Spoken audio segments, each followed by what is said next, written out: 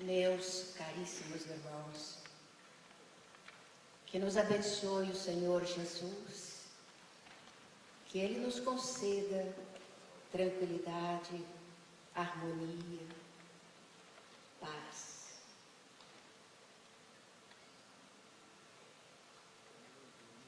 Na lousa do coração, cujo giz é o sentimento, cujo escrevente é o espírito, eu vi num deslumbramento um lindo nome gravado, de 4 letras formado e irradiando esplendor. Uma palavra que encerra toda a beleza da terra. Essa palavra era amor. A mim mesmo perguntei, estupefato que estava, quem me trouxe aquela lousa? Quem pôs o que ali se achava? Foste tu, uma voz me disse, e tu mesmo tens o giz que essa palavra escreveu. O que aí está escrito, e que te parece um mito, é um simples produto teu. Amor? Mas isso é mentira. A minha mente delira numa visão fantasista. Mas a voz, em tom conciso, diz: filho, já tens juízo, já não és materialista. Este é um trecho de um poema de José Soares Cardoso, versando sobre uma palavra bem complicada na vida da gente: amor. Falamos tanto em amor que o sentimento real desapareceu da mente, ficou apenas a palavra amor. E com o perpassar do tempo, essa palavra também foi se complicando, que na atualidade já não sabemos equacioná-la devidamente. Então fragmentamos a palavra. Ela começou a ser dividida em N pedaços para ver se conseguiríamos, de alguma sorte, entender o seu significado.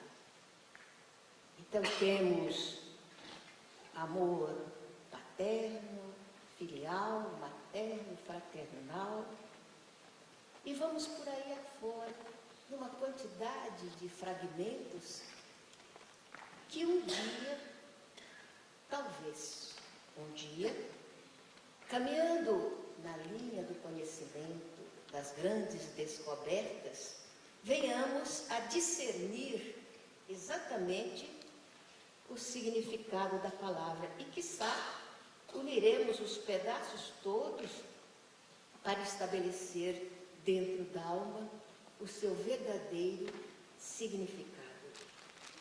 E é dessa forma que a humanidade caminha.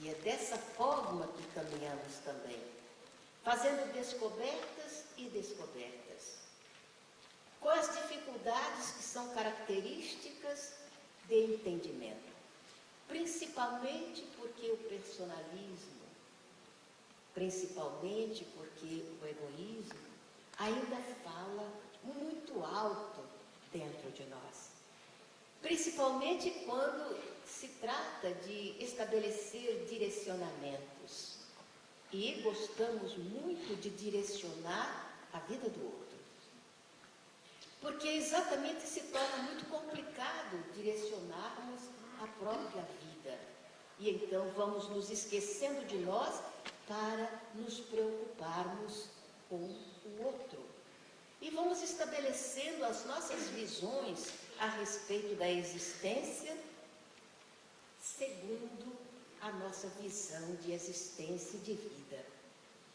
A doutrina espírita veio para estabelecer caminho de volta para encontrarmos o roteiro certo que vai nos conduzir à porta estreita. Estabelecendo então o primado das bases em que se assenta a existência de Deus, a imortalidade da alma, a comunicabilidade dos espíritos, a reencarnação e a evolução, já nos dá exatamente a visão por onde devemos começar o nosso aprendizado, as nossas descobertas. Quando, na resposta 919, estabelece: conhece-te a ti mesmo. Parece que é o caminho mais complicado, o caminho mais difícil, porque fazer a jornada de volta ao nosso mundo interior, que está começando desde lá dos primórdios, quando fomos apenas alguma coisa criada por Deus, que não sabemos exatamente o que era, mas que foi criado por Ele, e iniciamos então um processo de evolução, um processo de crescimento, aprendendo N coisas e esquecendo outras tantas, para estabelecermos novos primados, estabelecermos novas rotas. Então a coisa vai se complicando. Para fazermos o caminho de volta, para a autodescoberta, o autodescobrimento, eis a grande tarefa que a doutrina espírita nos oferece. E ela vem respaldada exatamente por quê? Por aquele que estabeleceu tudo o que nos cerca no planeta Terra, o nosso governador, o Senhor Jesus, aquele que afirmou que do seu rebanho, graças a Deus, nenhuma ovelha se perderia. Então, você não se perderá, eu não me perderei, nós não nos perderemos, porque o pastor virá arrebanhar. Mas não seria tão mais simples se, ao invés de aguardarmos que ele venha nos arrebanhar, que a gente vá ao encontro dele, que perfaçamos esse caminho para alcançarmos a sua presença e estarmos ao lado dele? Sim, seria muito bom. Todavia, a coisa vai se complicando cada vez mais, porque o mundo caminha tão rápido e as coisas vão se transformando no pino, que a gente não consegue digerir tudo que vem ao nosso encontro. Respeitar a vida do outro não é simples. Não matar. Respeitar o direito do outro não é simples. Não roubar. Respeitar o direito do outro não é simples. Não desejar a mulher do outro, nem o marido, nem o cachorro, nem o gato, nem a vassoura, nem coisíssima nenhuma. Não é tão mais simples, mas isso não entrou na nossa mente ainda. Não conseguimos entender. Então não é Jesus que deve voltar, é Ele. É Ele que deixou esse monte de posicionamentos que a gente ainda não conseguiu dimensionar ou digerir ou colocar, implementando a nossa vida. Então é Ele que precisa voltar e começar a explicar, tintim por tintim, de que forma a gente vai aprender a não matar, de que forma a gente vai aprender a não roubar, de que forma vamos aprender a ter um pouco mais de respeito pela família. Teríamos que perguntar tudo isso. Então Kardec está muito longe ainda. Nós não chegamos ainda ao Espiritismo, porque estamos ainda dentro das leis mosaicas, estamos ainda necessitando de maturá-las, de mastigá-las e de repeti-las constantemente para começarmos a construir um mundo novo, estabelecendo as balizas da nova era que tem sido decantado há mais de 150 anos. E que a gente vê falado lindamente, o Divaldo Franco, que eu ouço desde a minha adolescência. E até hoje a gente continua ainda naufragando dentro de questões que deveriam ser questiúnculas apenas, mas que são questões grandiloquentes, porque não somos capazes ainda de resolver. E a gente principia exatamente pela palavra com que iniciamos, a palavra amor. Oh, meu Deus, o que é amor? Quando alguém diz que o amor é eterno enquanto dura, então a questão não é questão de saber. Nós podemos saber muita coisa, nós podemos saber coisas gigantescas, enormes, mas o verbo para nós na atualidade é um outro, é o verbo compreender. Sabemos N coisas, todavia, compreendê-las é outro departamento, é outra história. E nós, espíritas, cuja fé é uma trilogia, filosofia, embasado na ciência para estabelecer consequências, para nós o verbo compreender deve estar no frontispício do nosso entendimento, procurar compreender para fazer o aplicativo correto. Então, em realidade, o Evangelho em nós deve nos ensinar aqui a pensar como espíritas, a pensar como cristãos. Nós somos cristãos, todavia, nosso pensamento está muito distante do pensamento cristão. Nós somos espíritas, todavia, que complicação que é entender reencarnação.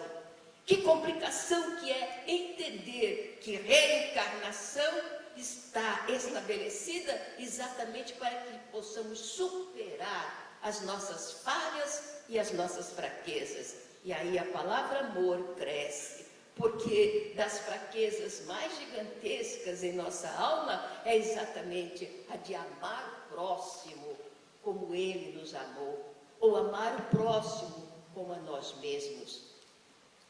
Muitas vezes, olhando o ir e vir da humanidade, às vezes parece que a gente dá um passo para frente e dá 3 para trás, que a gente tem um impulso de evolução e de repente parece cair no mesmismo, e aí a gente começa a discutir coisas que não deveriam ser discutidas, deveriam ser logicadas, analisadas com clareza para chegarmos a uma conclusão. Mas não, é mais fácil brigar, é mais fácil chocar, é mais fácil complicar a vida. Então o verbo compreender toma essa dimensão extraordinária.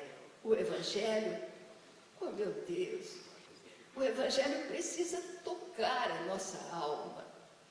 As palavras de Jesus precisam fazer com que a gente se emocione, com que a gente se encante e com que a gente siga os ensinos dele, as palavras dele.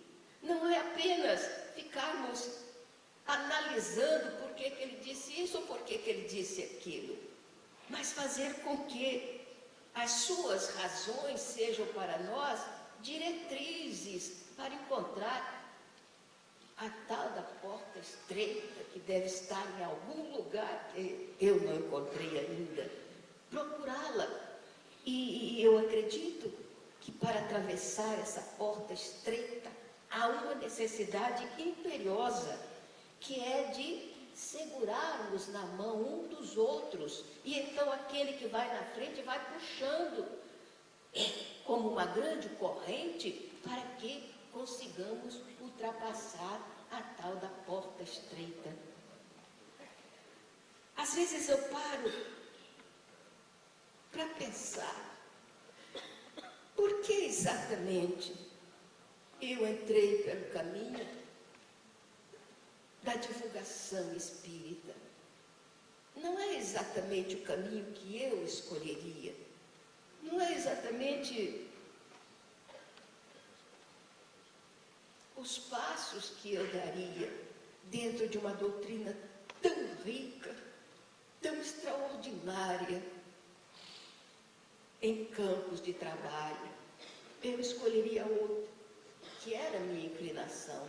Mas por uma dessas razões que a razão desconhece, alguém achou que eu poderia falar sobre o Espiritismo. Aí um outro alguém achou também, aí um outro alguém achou e de repente eu me vi nessa posição, sem ter o currículo que o peixinho tem, porque não tem título nenhum, a não ser o de espírita, apaixonada pelo Espiritismo. A gente está aqui. Mas lá no Rio, uma grande dama do Espiritismo, Dona Idalinda Aguiar Matos, me convidou para falar numa penitenciária. Eu nunca tinha estado numa penitenciária. Estava lá nos meus 26, 27 anos, quando ela me convidou. E fui. Mas eu fui tão apavorada, com tanto medo. Não era medo de entrar na penitenciária, era medo de falar àquelas criaturas. Porque eu dizia, meu Deus, o que eu vou dizer a eles? Eu que sou livre, eu que tenho liberdade de ir e vir para onde quiser, eu que tenho um lar, que tenho um marido, que tenho filhos com os quais eu convivo, o que é que eu vou dizer àquelas pessoas cuja vida está cerceada? E o meu temor era exatamente por não saber o que eu iria dizer. Eu vou falar do quê? Misericórdia. E aquilo tudo ferveu dentro de mim. E durante o tempo que nós perfizemos a jornada, o caminho até a penitenciária, eu ainda guardava essa preocupação. E chegando até lá, entramos, ela era uma senhora muito forte, tal, então ela disse, fique perto de mim. Não precisava nem dizer. Eu já estava ali, agarradinho nela, porque realmente seria interessante se as pessoas todas entrassem numa penitenciária, principalmente a juventude, conhecer a vida lá dentro. Seria muito interessante. Mas entramos e passando por portas e portas, grades e grades, cadeados e cadeados, ferrolhos e ferrolhos, chegamos a uma sala ampla e ali estavam jovens. A penitenciária era para jovens entre 18 a 25 anos, a penitenciária de Água Santa, no Rio de Janeiro. Então ali estava um punhado de jovens, talvez uns 200. Eu parei na porta e fiquei olhando e pensei, Jesus, me ajuda, o que eu vou dizer a esses moços? Mas no tablado que eles tinham colocado, estavam 2 padres, bem jovens também. Um tocava violão e o outro cantava. E eu comecei a prestar atenção. E ele cantava a música de Roberto Carlos e dizia, eu quero crer na paz do futuro. Eu quero ter um quintal sem muros.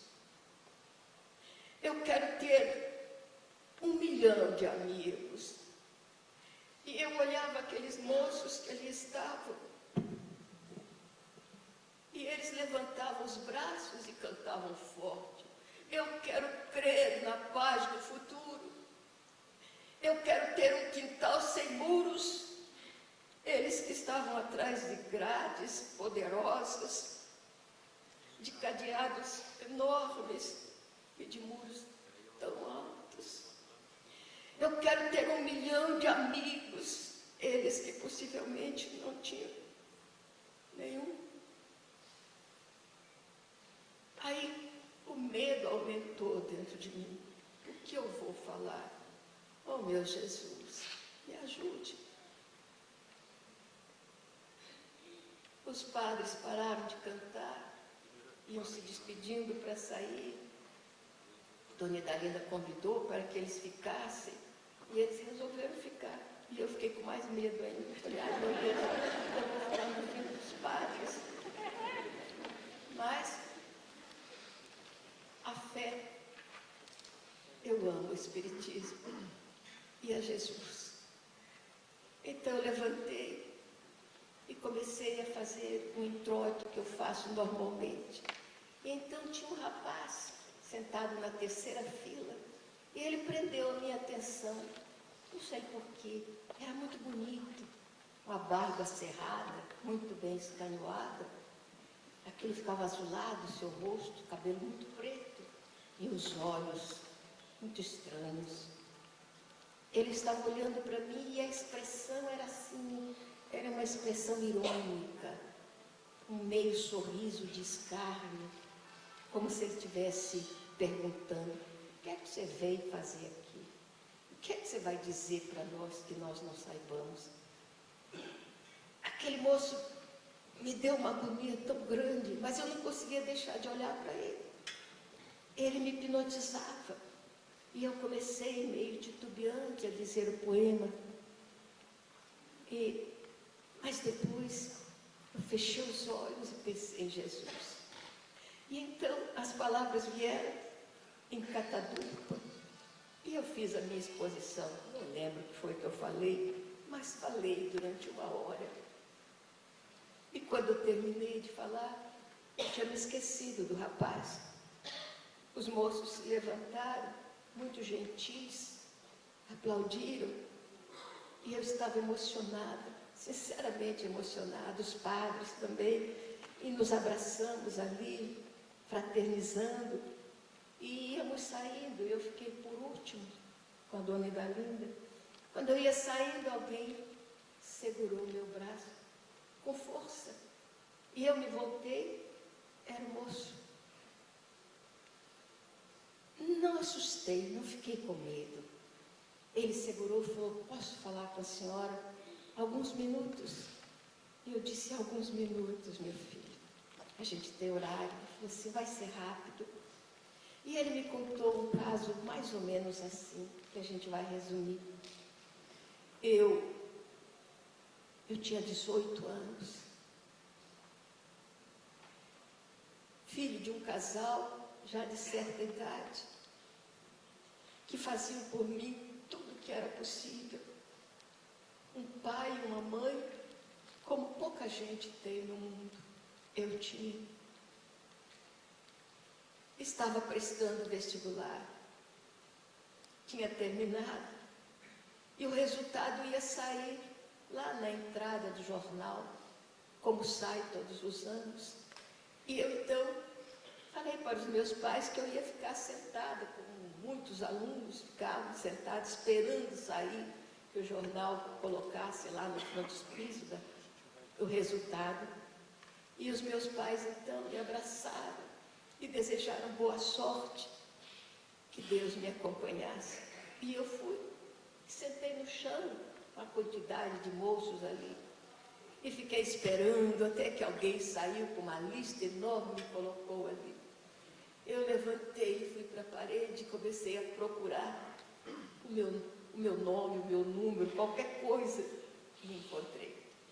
Eu havia passado, fiquei alucinada de felicidade.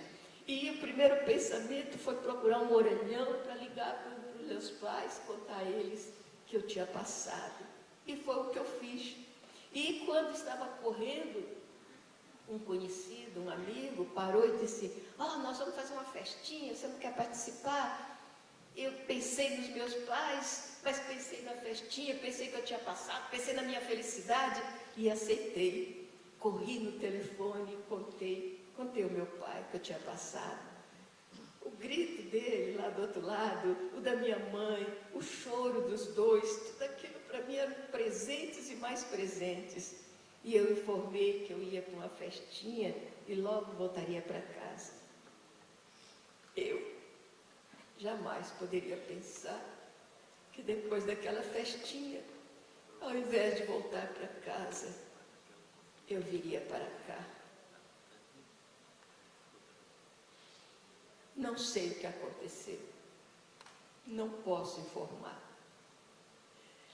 quando dei acordo de mim, eu estava manietado e sendo acusado de coisas terríveis que eu jamais faria. Eu não tinha razões para fazer, eu não tinha motivações para fazer. Eu tinha uma família feliz, pobre, mas feliz.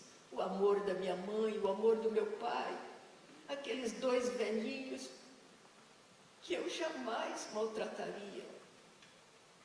Mas não tinha como me defender. E pobre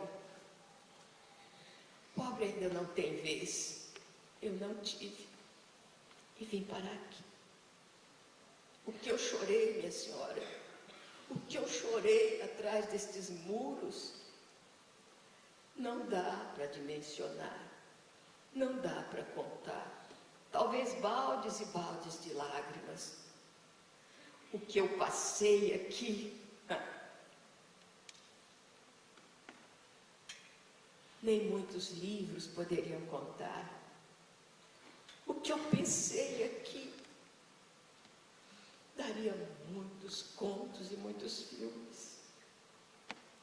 Mas, depois de 2 anos, 3 anos, aquilo que eu tinha aqui dentro foi endurecendo, e o que batia em uníssono parou de bater. Aquela coisa se transformou numa pedra de gelo. Uma pedra de gelo aqui dentro, construindo na minha cabeça uma ideia fixa. Eu sairia daqui, completaria minha pena e ia sair daqui para fazer lá fora tudo o que disseram que eu tinha feito e que eu não sabia se tinha feito ou não. Mas a promessa que fazia a mim mesmo era de sair daqui e concretizar tudo. Fazer exatamente o que eles me imputavam. Era a minha ideia. E então, deixei de sofrer. Deixei de chorar. E quando a notícia de que o meu pai, assolado pelo sofrimento, havia partido, não me fez chorar. Mais tarde, a notícia de que minha mãe também não aguentara ficar sozinha e partira igualmente, não me fez chorar. As ideias continuavam. E a expectativa da minha saída para cobrar da sociedade, centil por centil, continuava aqui dentro.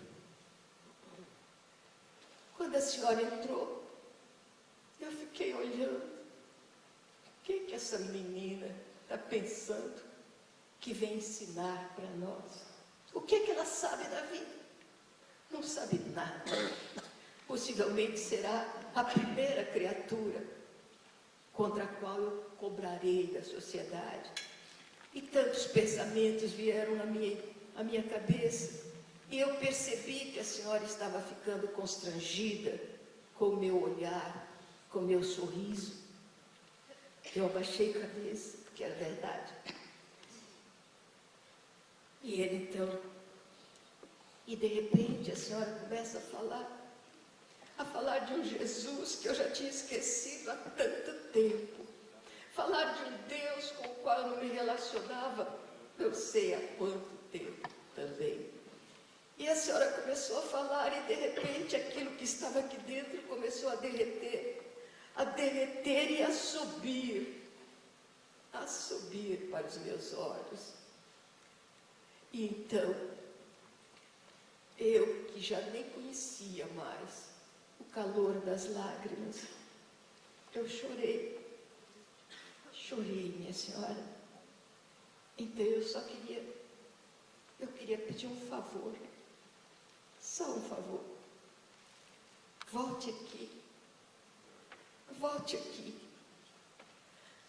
não para me tornar santo, mas só para me fazer chorar. Eu gostei de ter chorado. E o rapaz virou as costas e saiu.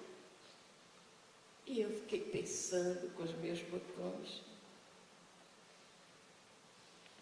Chorar.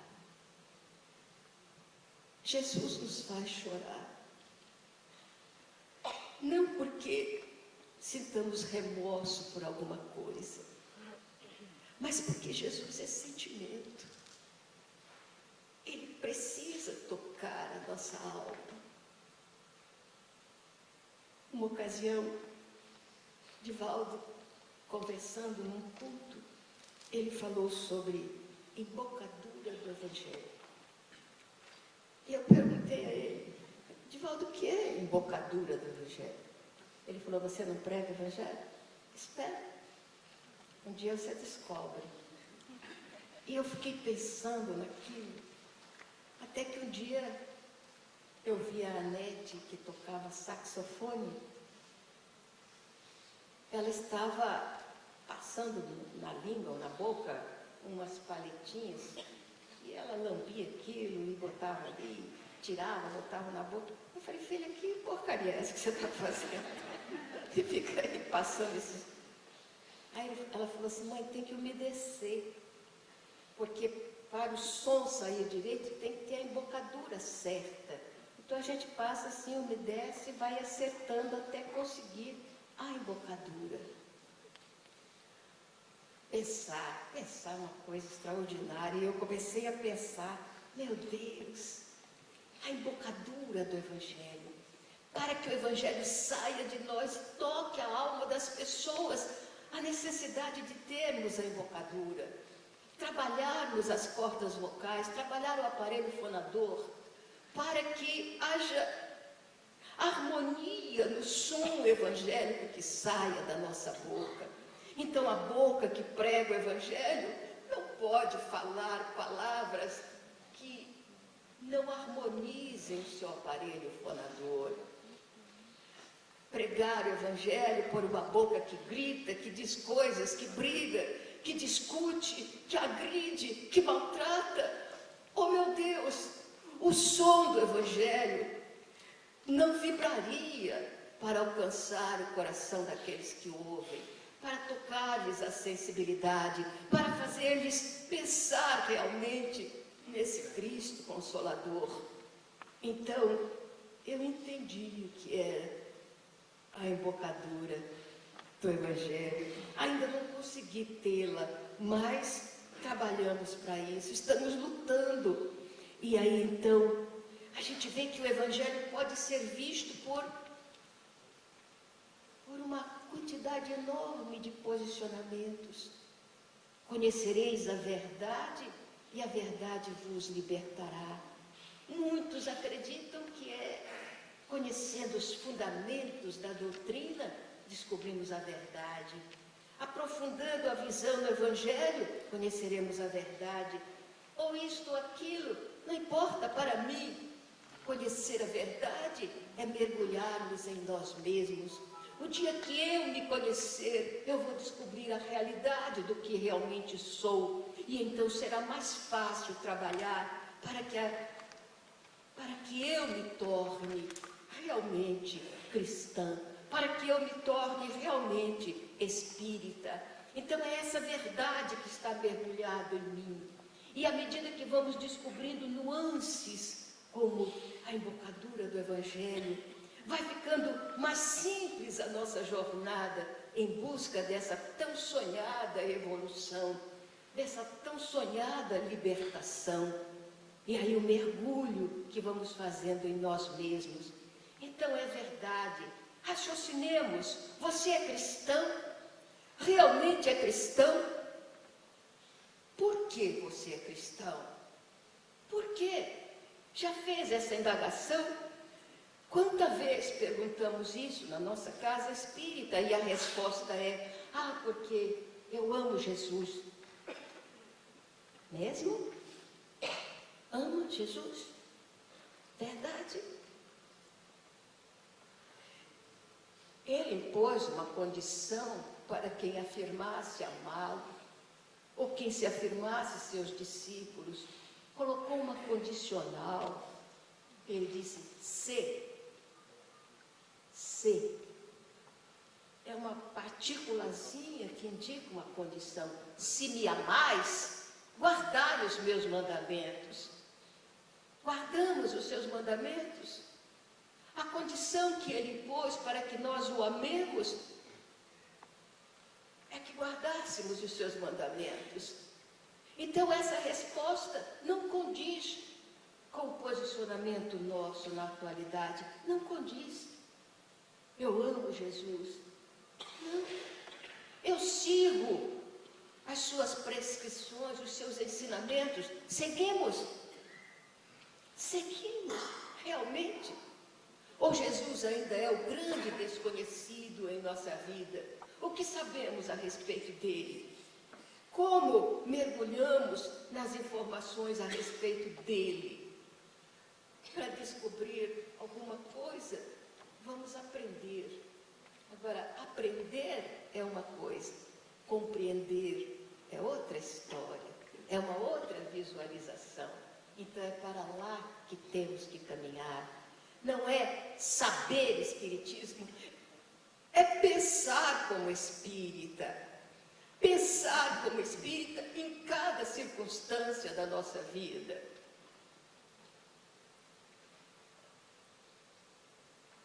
Isso não é uma coisa simples, mas vale a pena tentar. Em qualquer posicionamento em que estejamos, pensemos como espíritas. Em qualquer atitude que venhamos a tomar, pensemos como espíritas. E aí, naturalmente, a vida se torna mais fácil. Os caminhos se tornam menos complicados. E a gente vai descobrindo que ser cristão é uma jornada leve. A Nete mostra isso numa palestra linda que ela faz, mostrando que com Jesus o fardo sempre se torna mais leve, menos pesado, menos agressivo, se estamos caminhando com Ele. Vale a pena descobrir. E isso é uma descoberta tipicamente pessoal, tipicamente nosso. Eu descubro, tu descobres, ele descobre. E todos nós vamos descobrindo, e quem sabe o nosso amanhã será de mais fraternidade, de 4 letras formada e irradiando esplendor. Uma palavra que encerra toda a beleza da terra. Essa palavra era amor. A mim mesmo perguntei, estupefato que estava, quem me trouxe aquela lousa? Quem pôs o que ali se achava? Foste tu, uma voz me diz, e tu mesmo tens o giz que essa palavra escreveu. O que aí está escrito e que te parece um mito é um simples produto teu. Amor? Mas isto é mentira. A minha mente delira numa visão fantasista. Mas a voz, num tom conciso, diz, filho, já tens juízo, já não és materialista. Despertaste para a vida, crês na alma, crês em Deus. Esse pensamento encerra todos os horizontes teus. A visão do teu passado é que te faz perturbado e criva-te a alma de dor. Complicando o pensamento com falsos ensinamentos, tu negaste o próprio amor. Porém agora esse amor, herança que Deus nos dá, vibra dentro de ti mesmo qual vibrante sabiá, que no topo das palmeiras, de dia, às horas primeiras, com seu canto anuncia e em terno gorjeio inspira o amor que gera alegria. Sim, o amor certo existe desde o nosso alvorecer, remontando a priscas eras no início do nosso ser, em estado de latência, no dealbar da existência, Deus confere de antemão essa herança bendita que a alma busca contrita nas asas da evolução. Muito obrigada.